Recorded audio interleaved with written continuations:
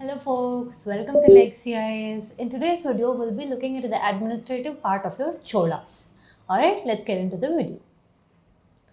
Now, see, you all know the zones, right? If I say Chola Empire, there are certain zones which are extremely important. There are more, take it off like a keywords which are extremely important to be used in your mains answer. Okay, the prelims will be asked around that, interview questions will be based on that if it is on this topic. Okay, Cholas, if I say somewhere it's temple, first thing, right? Second, Kaveri Patnam, river Kaveri, Tanjore. Why Tungabhadra river? Because that acted as a demarcation in the later Cholas period also, right? Then comes your Sri Vijaya Empire. Alright, most importantly, a religion specific of Shaivism, Buddhism, the concept of religious tolerance. Yes, when we say religion, right? Also, the establishment of, okay. Now, I'm not telling Cholas established Bhakti movement, but Bhakti movement, okay, associated or got associated with temples and with the religion, alright, in this period. So, Bhakti movement. So, questions somewhere, okay, you can predict it for prelims or mains also. The relationship between Bhakti movement and your Cholas, or even more specifically, association of your Bhakti movement with the medieval kingdoms. That is where your questions will lie. Right? When it comes to medieval history, right, the stress on it somewhere a little bit reduces, or somewhere it goes on the fact that okay, the questions are too difficult to follow, or the importance that we lay to medieval history is pretty low. One thing you can do, okay, is that with respect to your medieval history, associate Bhakti movement with medieval kingdoms. What do I mean by this? That is, see which king was a contemporary, or for example, I'll tell you a simple trick. Okay, take out Bhakti movement. Alright, region wise segregate them. Alright, in Bhakti movement, there will be specific amount of poets or poetess. Alright, for followers. Right, now what you do is segregate them region wise. Alright, segregate them region wise and see and associate to which kingdom and to which king were they a contemporary. Okay, and also see to that, okay, what were that particular Bhakti movement, or what particular that particular poet, okay, was associating that Bhakti movement for, right? That will serve you as a huge added boost in advantage with respect to your mains as well as your prelims. We have seen this trend in the last 5 years. Alright, so this will act as a huge thing. Another thing, keywords. When I say keywords, like we spoke, religion itself, take it. Shaivism, okay, Buddhism, Vaishnavism, right? We've seen attributes to all those things. Also, when we say Buddhism, which specific area of Buddhism are we taking? Somewhere to Southeast Asia, okay? So we see Chola influences in Buddhism also, okay? Or Buddhism's influence in Chola Empire also. Right? Why Sri Vijaya Empire came into picture? So were they controlling that zone? Under whom were they controlling that zone? And if a particular king is there, now find out whether he was a contemporary of anything big happening. Right? So that way you have to, okay, read your medieval history with respect to your UPSC. Alright? Now, look at this. We're talking about the administration, as we said. Kaveri River Valley forms your Chola Empire. Alright? Now, when we say again the territorial administration, lot of places, again when you say territory of Cholas, it kept on increasing, at the same point it kept on shrinking, and again it re-emerges, again increases, decreases. So it is natural, not just of Chola Empire, of any empire for that matter. Alright, look at this. If you say the region or territory wise, important regions would be your southern portions of India, your Maldives or Sri Lanka, or the southeastern country. Alright. Now, when you say Chola Empire, how the administration was, see, first thing I'll tell you, it was a centralized administration. Centralized administration with a strong and disciplined bureaucratic system. Alright, along with this, right, the top central authority, okay, was held, or the supreme authority was held by your king, Cholan king. Okay, one interesting feature about your Cholan, okay, administration is there was central administration. Okay, we spoke about your disciplined bureaucracy, right? Added boost or advantage is that they gave extreme importance to local administration as well. So they were central in nature but also gave importance to the federal. Alright, centralized administration, disciplined bureaucracy, highly maintained military, good amount of trade contacts, good naval power, but also extreme importance and stress was laid onto your local administration. Alright, so all these things you are supposed to remember. Alright, next look at this. The king was called as Ko Perumaladigal, Ko Konmai Kondan, right? King of kings. Alright, so the king had different titles. How do we know that? See, we have inscriptions. Right? In the inscriptions, the king is referred to as, okay, these titles, or basically in place of this, if any of these words are used, it means it is understandable that it is king. Alright, next, the administrative structure grew in size, particularly during the reign of Rajaraja Chola I, or the pinnacle of Chola Empire.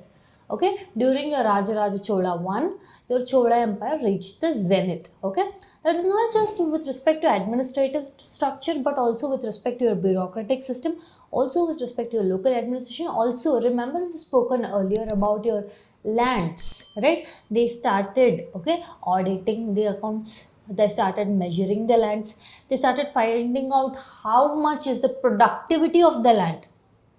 Okay, based on that they started assessing how the land is. So land assessment was very much carried out during your reign of Rajaraja Chola I. So in general that will fall under your Cholan administration also. Land assessment became a very important structure during your Cholan administration.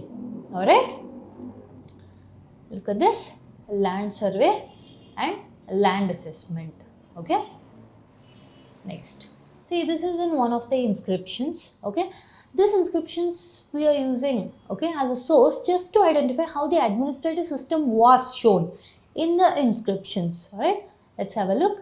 A great warrior, conqueror and a great patron of art, destroyer of evils, generous and a protector with pleasing personality. Somewhere they're telling the personality of the king, alright. Personality of the king is being discussed here. Okay, look at the next one. The king undertook royal tours to increase the efficiency of the administration.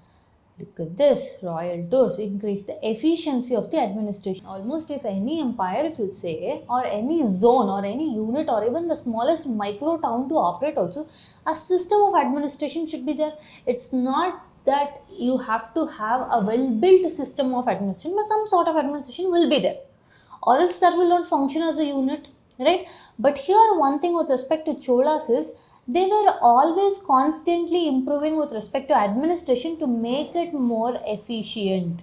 This is where your Cholas administrative capacities lies. They were not just okay that here administration is it running fine, yes, smooth, that's it. No, your Cholas were making sure to see that whether that administration is efficient. Efficient for whom? Efficient for the people, efficient for the chiefs, efficient for the princes, efficient for the king, efficient for the administration, efficient for the kingdom, efficient for the empire. So this built a good amount of rapport between the king and the subjects. Alright, so this, okay, the administration played a direct role with respect to your society. Okay, efficient the administration, efficient the society. If corruption increases, society value system, ethics, all of those which were on the increasing trend will now be on the decreasing trend. Okay, this is the direct relationship between the administration and society. Alright, when you see in the zenith period of time, now for example, one example is Rajaraja Chola. Yeah, during his time we said there was high amount of administrative efficiency, the corruption was reduced. But again, no point of time are we telling there was no corruption. Okay, we're telling it was reduced compared to the other times or compared to the contemporaries. So the society was also peaking that way. Alright, society was peaking that way, and again, how do we get the sources like this? How do you know the society was having a good amount of value system ethics? That is where we rely on your literature. Okay, see, there are a lot of stories. Okay, there are a lot of stories they would put up, right? Or fictional characters they would make up. Why do you think we have to read those fictional stories to associate with the kingdom? Because they are the society they would build for that, would somewhere take the inspiration from the reality. Okay, so that will serve as a handbook for us to find out how the society was during this point of time, and the literary sources at that point of time point to a higher value system, higher ethical system, higher morality compared to a society of the others. That makes us believe that the administration was very efficient, right? Now when you see in the later Cholas period, after, okay, a certain period of time, the corruption starts increasing. Okay, corruption starts increasing at the same point of time we see in the societies, right? In your later Cholas video we have discussed, right? We've did other videos on Cholas as well. The link will be in the description box below. Please have a look at it. Right, in the later Cholas period, we see that the corruption was on the higher side, right? On the later point of time. At that point of time, we see rebelling chiefs, rebelling local princes, right? There is rebellion for what? For getting autonomy, for moving away from the Cholan Empire, right? Why would people voluntarily want to do that? Why would people want autonomy from such a great institution? Because now it is not that great anymore. Right? So this is how you have to correlate administration, society, and answer with the questions. Alright? Next, look at this. The administration of Cholas was larger compared to the contemporaries. Right? This applies for both your Sangam period, imperial period, or later Chola period. Again, I am telling you this thing is it. Cholas doesn't mean that they were always larger. Right? And especially when you see in the later Chola phases, your Cholas will be subordinates.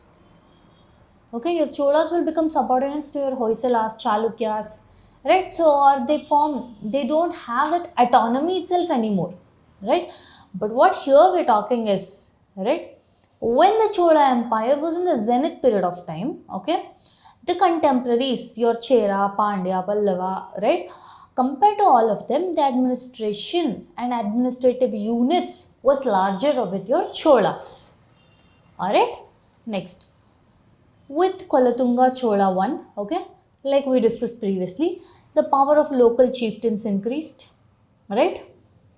So if what will happen if the power of local chieftain increase, they will start asking for more autonomy, which means they will start breaking from the kingdom, right? Which means the territory will reduce.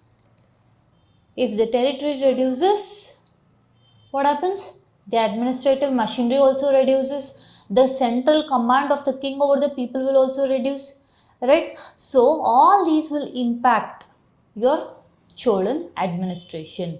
The administration, you have to see it like a living, breathing organ. Alright, you be in the zenith, it is going to be in the zenith. You start falling, it will also start falling. Right? That is how you have to link the administration. Now, look at it. How was the territory? Now again here we are discussing. See, when we discuss administration on this part, okay, I will make sure I will differentiate it for you. Alright, as to how the administration was largely during your imperial times or during the zenith, even the later Chola period also we have seen, okay, where the zenith was observed, but as and when they kept on falling. Alright, we will discuss the fall time also, we will discuss the high time also. Right? Now here when we are discussing, the territory of Cholas was divided into 8 mandabams or mandalams. So divisions are there. Society was divided into mandalams. Okay, so this is your entire Chola province, right? It is now divided into mandalams. Okay, now look at this. Each of this mandalam, okay, was looked after by either a governor or a prince. Alright, so a prince would get access to one particular mandalam and he would look after that area. Now, would look after that area means how? Security wise, making sure it is safe from the contemporaries, right? Making sure all the revenue from that mandalam will reach the royal treasury. Also, effective administrative system is working, effective bureaucratic system is working. Also, the people and the relationship, okay, with the king is of a mutual nature. All right, there is no rebellion, there is no revolt, there is no trying to overthrow. Right, at the end of the day, if subjects are happy, king is also happy. All right, so all this role had to be looked after by the governor or the prince. Right, next. Next is mandalams were divided into something called as Valanadus or Kottams. Right? Further down they were divided. Alright?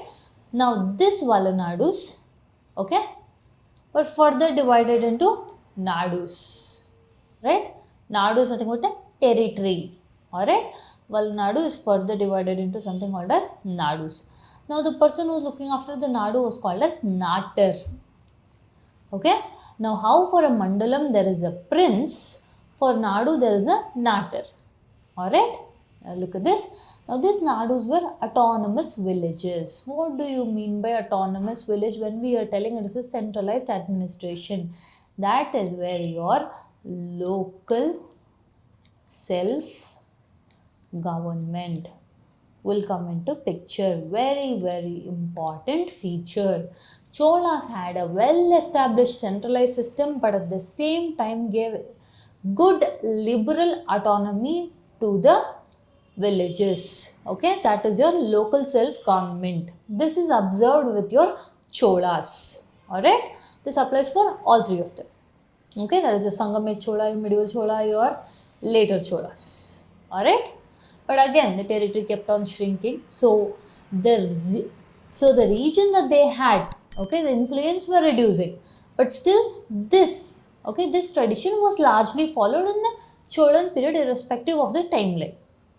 Okay. Next, the guilds or shrenis were a part of administration. Guilds or shrenis are nothing but, okay, a group of people with a collective occupation, okay, will set up a place. For example, someone who sells oil or ghee, okay, they will form a guild. Why do you think someone, we're clubbing people based on their occupation? Why do you think they'll have to do that? Why do you think they have to form a guild? Why? Because they have better bargaining power. Okay, they have better bargaining power, and that will add a boost or impetus to, right, the people as well as the person, okay, involved in the trade as well as the administration at large. Okay. Next, what were the trade zones? Okay, look at this. Assembly of mercantile groups or merchant groups. Okay, assembly of mercantile groups or merchant groups was known as Nagaram, right? As we spoke, specific to a particular type of occupation. Alright, Shankarapadi Nagaram. Okay, this is where your lot of ghee and oil suppliers were. Alright, now look at this. Saliya Nagaram and Satsuma Parishat Nagaram. That is where your textile trade. Again, why people try to do this guilds or shrenis or put them into an organization? Better bargaining power. In turn, benefits the administration and at large of the society. Okay, Aihole and Manigramam were a powerful guilds. Okay, they were very powerful guilds. Good amount of economic activity is taking place. Whenever good amount of economic activity is taking place, the development of cities will take place. Right, from the cities, okay, the local merchants, okay, the mercantile class,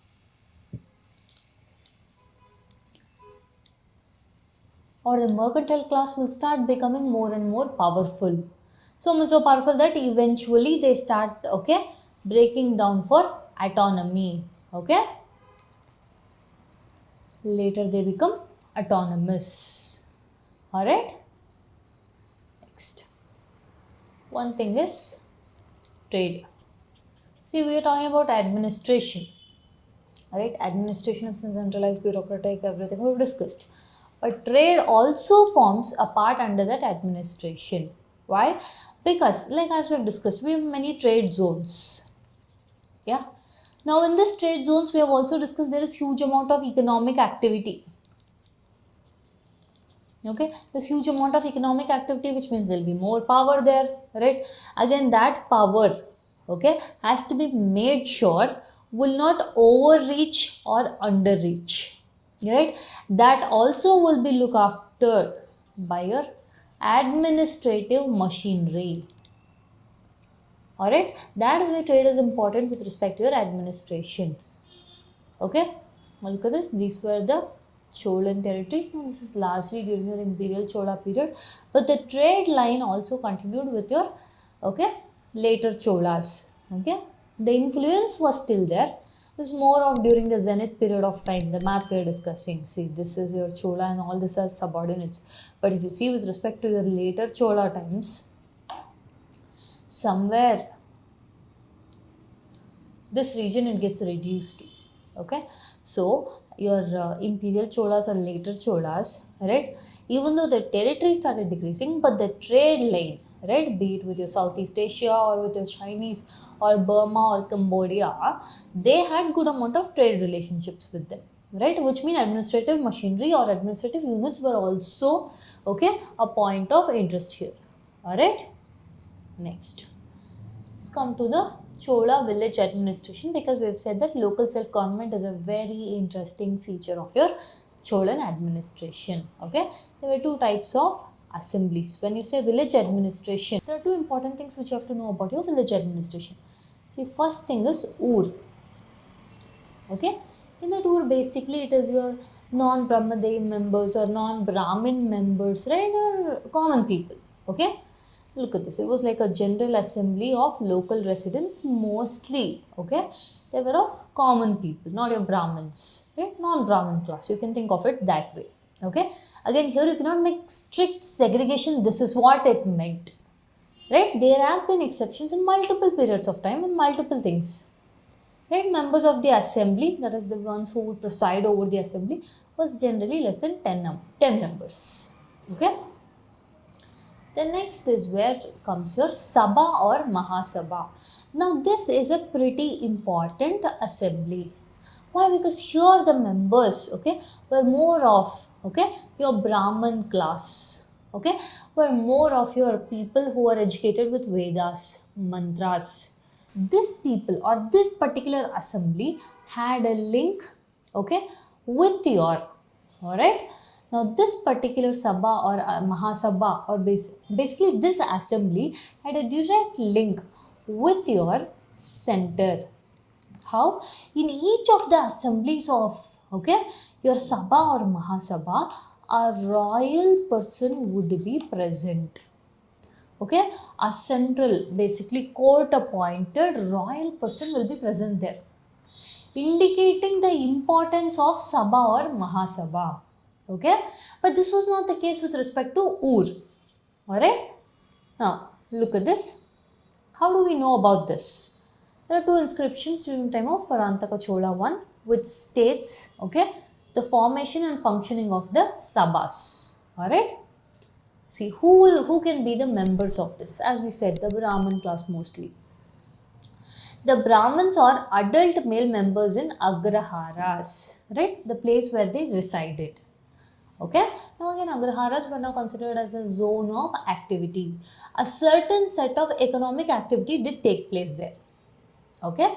It could be with respect to temples, it could be religious aspect, it could be trade aspect, whatever it is. But Agrahara was also a zone of economic activity. Okay. Next, look at this. What is this Brahmadeya? Nothing but rent-free villages which will be given to your Brahmins so that they will promote education or they will teach education, right? On that lines, right? Rent-free Brahmadeya villages was enjoyed a large measure of autonomy or nothing but your Saba or Mahasabha, right? They had more autonomy compared to your Ur, okay? Saba or Mahasabha was more autonomous compared to Ur, okay? This one is important. Next, A resolution of Saba, presence of an official deputed by the king. That's what we discussed. A royal person would be present. Alright. Next. The members of the committee were elected by drawing lots or rotation. Right. This is where your Kaduvole system will come into picture, and we'll discuss on that a little bit later. Right. So know that important keyword. Elected. How exactly are you elected? Okay, somewhere the concept of election is keying in, right? Now, is it free and fair election like we aim, or is it more specifically to only one set of class? And we'll discuss all of those, right? So, if you have to be a member, in UR we say there are less than 10 members, right? So, here if you have to be a member for a Saba or Mahasabha, right, you will have to be elected for that position, right? Why? Because this is more important compared to the UR, right? Now, what was the qualification? Said election. So, there will be some qualifications to contest for the elections. So, here also it was like that you should be well versed in Vedas. You should not have committed any harm against women or children or your Brahmins. Okay, and all those would be considered as a disqualification, right? You should also own land. You should fall between a certain age category, right? All these were the qualifications and disqualifications for contesting in the elections for Sabha or Mahasabha. What were those things? For example, ownership of land, knowledge of Vedas, good conduct. Alright. Now, the committee members were called as Variya Perumakkal. Okay. The village assembly, they had absolute propriety to the village lands or acquiring new lands. Okay. So, this is where your village assembly or your Sabha or Mahasabha plays a huge role. When we said autonomy, right, any lands related to that particular assembly, they will be the ones in charge. Alright, which knows the importance of your Sabha or Mahasabha. Alright, next. The zone of trade, again, good amount of growth of cities were there, right, towns were there, villages were there, right, and based on that, cities pay way of different economic activity, towns pay different economic activity, villages pay different economic activity. Basically, we are classifying them in different category because of your economic activity itself. Okay, based on the economic activity, the regions get named. Alright, so the zone of trade was in all of the places. Now, for example, we can even add coastal, right, coastal areas. Next, one thing very important, okay, in the administration of Chola Empire, we said was land assessment. Okay, so land was a very important source of income for your Cholas. What is this? 1/6 of the produce, okay, was taken as tax. Okay, generally, again, this is not a strict term that all the time they have to give 1/6 only. Generally, this was the scenario observed. Alright, and one more thing is especially during your Rajaraja Chola one, when we say pinnacle, good amount of land assessment, land survey and all has been taken place. Audit of the lands, right, village assembly say audit of the land has been taken place, so that there is a clear measure as to how much income is coming in or how much revenue is generated, how much is it coming into the royal exchequer, how much is going to the people, is this machinery working well? Is this system working well? Was made by a village assembly. We have just discussed village assembly, or basically a Saba or Mahasabha, right?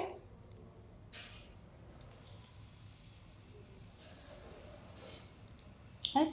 It was paid in cash or kind. Basically, your produce also were accepted as, okay, your tax form. Then again, as we discussed, land survey was very important with respect to your Chola administration. Land transfers or, okay, land transfers in the form of sale or via gift, that is also noticed in a larger scale.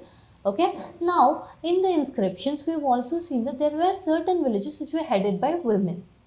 Okay, one of the inscriptions says that there was a woman named Bitaya heading the village. Alright, so this instances is also seen. Now this we cannot tell it is a very common occurrence, right? These are sometimes exceptions. Generally, if you consider Chola Empire, it is more of patriarchal society only. Alright, next. Now remember we spoke about the word elections. Alright, now this is somewhere, okay, Chola's system of elections. Okay, look at it like a story, right? Assume this is a pot. I mean, it resembles a pot, so assume it like a pot. Now let's assume there are people here, right? There are few people contesting elections, are stick figures. Alright, now what the people would do is, in a palm leaf, okay, mention who that they want to vote, okay, and drop it in the pot, okay. They would write the name of the candidate they think should be elected, and write that name on the palm leaf and drop it in this. Then it would be all nicely mixed up. Then they'll call a young kid. Okay, this is small kid. This way I made it in smaller size. Okay, so the young kid would come and pick up a name. Alright, whichever name is picked up, that person will be elected. Now again, this has lot of flaws in it.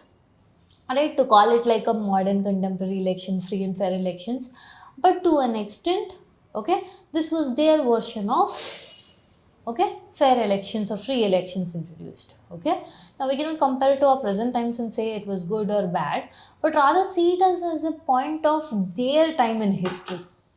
Okay, so this system was known as Kaduvole system. Alright, now we'll see. See, there's an inscription that mentions about this system. Okay, Kudavole system. Okay, that is Uttara Merur inscription. Okay, there were 30 wards in each village. Alright, they were elected to Kudavole system. Alright, there are 12 members of annual committee, 12 members of garden committee, okay, then 6 members of tank committee. Alright, next, the persons to be elected, alright, they should fall between the age of 35 to 70 years. What are the qualifications? They should possess at least one valley land. House should be built in a taxable land. Okay, their own ka, it should be in a taxable land. Should have knowledge about Vedas and mantras. The person should not have killed Brahmin, women, cows, children, right? These kind of sins, if they would have committed or harm they would have committed, it would be a natural disqualification. Okay? Thieves, drunkards and people who had undergone punishments are disqualified. Alright, also indicates how the society was at that point of time. Looking at this particular sections, how did they see? Alright, next. See, this is the first instance of free fair election of sorts. Again, why we are telling? See, we cannot compare to modern times and tell how is it free election, how is it fair. See, now let's assume an instance, okay, there are 4 people contesting elections. Okay, a lot of people would have voted for one person more, but rather the other person's name gets picked up, then how is it any fair?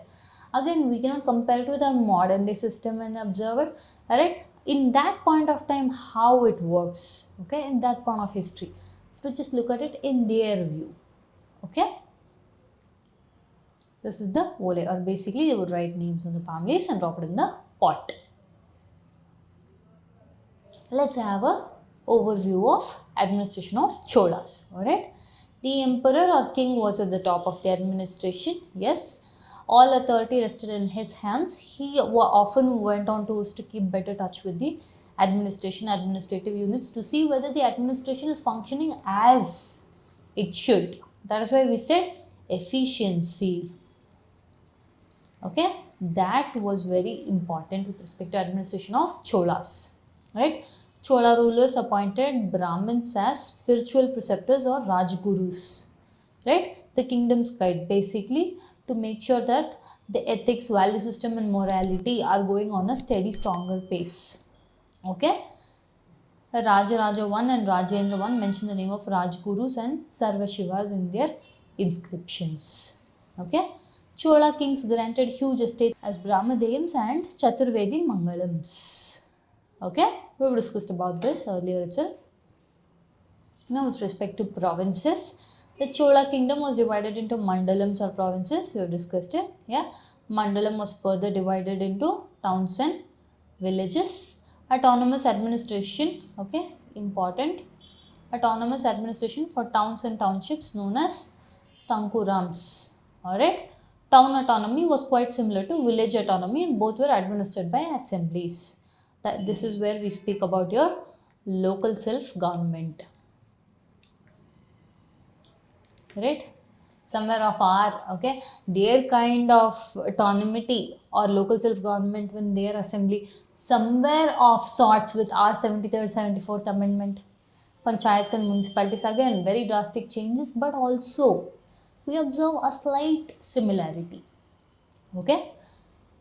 In Saba, membership was restricted to Brahmins of the village or was found exclusively in a village gifted to Brahmins. That's why we've discussed Brahmadeya. The Nagaram was found more commonly in trade centers such as cities and towns based on economic activity. Alright? Next. Now, we've discussed they had good amount of efficient administration, all these things. Now, what was the reason for their decline? There are multiple reasons, okay? There are a few reasons we could consider. Weak successes was one thing, right? Another thing is, along coupled with weak successes, the contemporaries were not getting weaker, they were getting more and more stronger. New contemporaries were coming, new kind of issues were coming up, and also the central administration or the most centralized unit or the territory which was huge enough was now shrinking in size. Territorially, it was shrinking in size. Why? Because your local feudatory started rebelling. Okay, the princes, they started rebelling. For what were they rebelling? For autonomy. So when they got autonomous, when they left the kingdom, the territory obviously started shrinking in size. So when the territory started shrinking in size, this coupled with weak successor, coupled with your strong rising contemporaries, okay, somewhere was leaning towards the decline of your Cholas. Alright. Another thing is large scale, in the later Chola period we see large scale of corruption is also witnessed. Okay, corruption always destroys administration. Okay, the last blow came to the Chola administration in the form of King Maravarma Kulasekara Pandyan I defeated Rajendra Chola III. Okay, thus ending the Chola Empire's autonomy. Now they would either be as subordinates or the existence of Cholas would be very, very less as the time progresses. Okay, now that's it for your administration of Cholas. If you do like our content, subscribe to our channel, hit the like button, share it along with your friends. Thank you.